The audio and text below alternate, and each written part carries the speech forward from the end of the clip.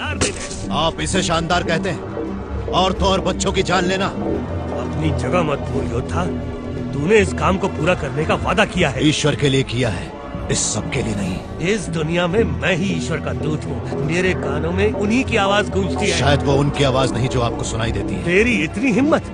मैं ही गिरजाघर की आवाज हूँ जो ईश्वर की रोशनी में नहाई हुई है। आपने किसी मूवी, सीरियल या वेब सीरीज के बीच में अक्सर किसी शैम्पू का ऐड देखा होगा। दांत साफ करने वाला कोई प्रोडक्ट हो या फिर बाइक या किसी मोबाइल या गाड़ी का ऐड। अक्सर बीच में विज्ञापन आते रहते हैं। असल में जब कोई कंपनी अपना नया प्रोडक्ट मार्केट में उतारती है तो ये उसका प्रचार करने का एक तरीका होता है।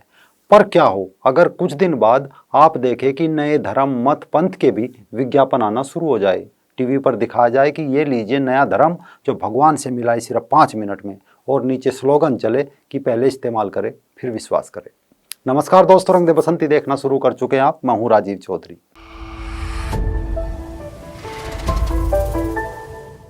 यूं तो दुनिया भर में 195 के करीब देश है, लेकिन आपको जानकर आश्चर्य होगा कि इन देशों में लगभग 300 मत, पंथ, धर्म के मानने वाले लोग हैं। यानी भले ही व्यापक रूप से 5 ही धर्म सुनने में आते हो, हिंदू, जैन, बौद्ध, ईसाई और इस्लाम और सिख, लेकिन इसके अलावा भी कई और धर्म अपना अस्तित्व बनाए रखे हैं तो कुछ अपना अस्तित्व खो चुके हैं। जैसे अकबर ने चला था दीन इलाही, जो LML की बाइक फ्रीडम की तरह बाद में गायब हो गया। इसे आप ऐसे समझिए कि कोई भी खड़ा होकर नया मत पंथ चला देता है जो बाद में ढह जाता है। और इसमें कमाल ये है कि अब तो बहुत सारे मत पंथ की ऑफिशियल वेबसाइट भी है। जुड़ना है तो बस एक क्लिक कीजिए। जैसे अभी हाल ही में एक नए मत की खबर न्यूज़पेपर की सुर्खियां बनी हुई है, अब्राहम धर्म। तमाम छोटे बड़े चैनल इस मत की खबर भी दिखा रहे हैं। ऐसे ही जैसे पिछले दिनों ब्रिटेन में एक नया मत रजिस्टर हुआ था, कॉपिज्म, जो सभी धर्म के अब जैसे अपने अपने धार्मिक चिन्ह है, वैसे ही कॉपिज्म का भी अपना एक धार्मिक चिन्ह है। और इनका धार्मिक चिन्ह कॉपी और पेस्ट से मिलकर बना है। इनके धार्मिक चिन्ह में कंप्यूटर के कीबोर्ड का Ctrl+C और Ctrl+V बना हुआ है। अप्रैल 2012 में जब इस मत के अनुसार पहली शादी हुई तो इसमें चर्च और पादरी की जगह कंप्यूटर ने अपनी भूमिका निभाई थी और शादी में सभी लोगों ने अपनी उपस्थिति ऑनलाइन दर्ज कराई थी। लेकिन हमारा आज का मुद्दा दूसरा है और वो है अब्राहम धर्म। क्योंकि अभी हाल ही में मिस्र देश में धार्मिक एकता के लिए शुरू हुई मुहिम में मस्जिद अल अजहर के सर्वोच्च इमाम अहमद अल तैयब ने अब्राहम धर्म की खूब आलोचना की। उनकी आलोचना ने अब्राहम धर्म को एक बार फिर सुर्खियों में ला दिया। BBC के अनुसार इस नए मत धर्म को लेकर बीते 1 साल से अरब देशों में सुगबुगाहट देखने को मिली है। हालांकि साथ ही ये भी कहा जा रहा है कि अभी तक अब्राहमी मत के अस्तित्व में आने की कोई आधिकारिक घोषणा नहीं हुई, ना तो इस मत की स्थापना के लिए किसी ने नींव रखी और ना ही इसके अनुयायी मौजूद है। इतना ही नहीं, इसका कोई धार्मिक ग्रंथ भी उपलब्ध नहीं है। फिर भी ये मत चर्चा का विषय बना हुआ है, या कहे कि फिलहाल इसे एक प्रोजेक्ट की तरह माना जा रहा है। जैसे आज से कुछ सालों पहले स्मार्टफोन की चर्चा हुआ करती थी या इलेक्ट्रिक वाहन की, ठीक ऐसे ही इस प्रोडक्ट यानी मत पर विचार और चर्चा चल पड़ी है।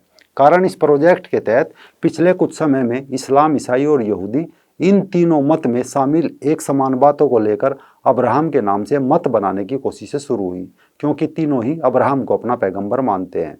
तो अब सवाल है कि क्या ये तीनों एक साथ एक जगह और एक पैगंबर की पूजा किया करेंगे? इस सवाल का जवाब है शायद नहीं, क्योंकि अब्राहम मत के आरंभ में ही भ्रूण हत्या हो चुकी है और इस पर सभी बटे बटे नजर आ रहे हैं। अगर इसका कारण तलाश करें तो ज़्यादा गहराई में जाने की जरूरत नहीं है, क्योंकि ईसाई और इस्लाम दोनों ही राजनीतिक और साम्राज्यवादी अवधारणा है, जिन्हें आस्था का नाम देकर धर्म भीरू समाज के बीच धर्म के आवरण में लपेटकर आगे बढ़ाया गया। यूरोप के ईसाइयों और अरब के मुसलमानों के बीच 7 बड़े युद्ध हुए, जिन्हें सलीबी युद्ध, ईसाई धर्म युद्ध, क्रूसेड अथवा क्रूस युद्ध कहा जाता है।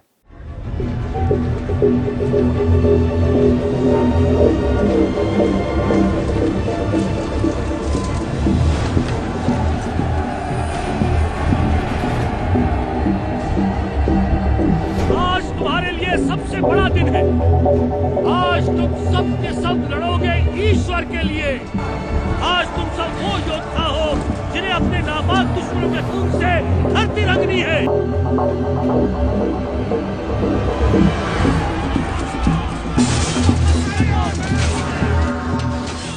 भयंकर रक्तपात हुआ और दोनों ही एक दूसरे पर अपनी अपनी विचारधारा थोपने में लगे रहे।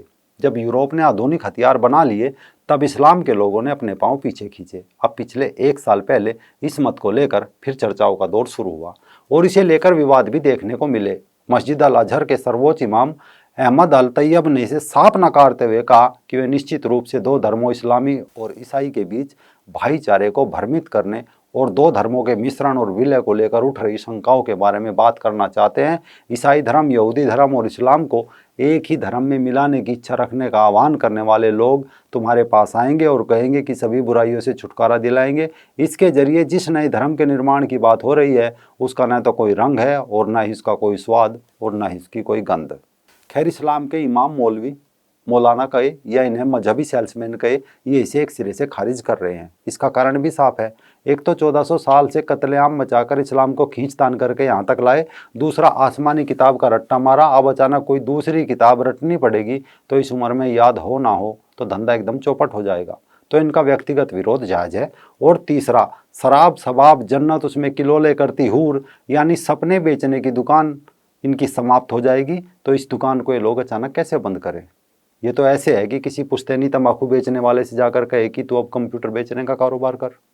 मौलाना ही क्यों, अब्राहम मत को लेकर पादरी भी भड़क गए और मिस्र के कोप्टिक पादरी हगोमैन भिक्षु नियामी ने कहा कि अब्राहिम धर्म धोखे और शोषण की आड़ में एक राजनीतिक आह्वान है। नए धर्म को अस्वीकार करने वालों में वे लोग भी हैं जो इसे वैचारिक तौर पर ठीक मानते हैं, लेकिन वे इसे विशुद्ध रूप से राजनीतिक खेमेबंदी के तौर पर देखते हैं, जिसका उद्देश्य विशेष रूप से अरब देशों में इजराइल के साथ संबंधों को सामान्य बनाना और आगे बढ़ाना है। अब इनकी भी अपनी प्रॉब्लम है। पहले यूरोप के लोगों को जीसस का नशा बेचा, अब अचानक ही अगला नशा कैसे बेचे? दूसरा, इन ईसाई सेल्समैन ने बड़ी मुश्किल से भारत, नेपाल जैसे देशों में जो हालेलुया का कारोबार खड़ा किया है वो भी अचानक तबाह हो जाएगा। दरअसल अब्राहम शब्द का उपयोग पिछले साल दिसंबर में संयुक्त अरब अमीरात और बहरीन द्वारा इजराइल के साथ हालात को सामान्य बनाने के समझौते पर हस्ताक्षर करने के साथ शुरू हुआ था। संयुक्त राज्य अमेरिका, उसके तत्कालीन राष्ट्रपति डोनाल्ड ट्रंप और उनके सलाहकार जेरेड कुशनगर जो प्रायोजित समझौते को अब्राहम समझौता कहा गया था कि मानवता को रास्ता दिखाने के लिए सभी को एक होने के लिए अब्राहम की आवश्यकता है।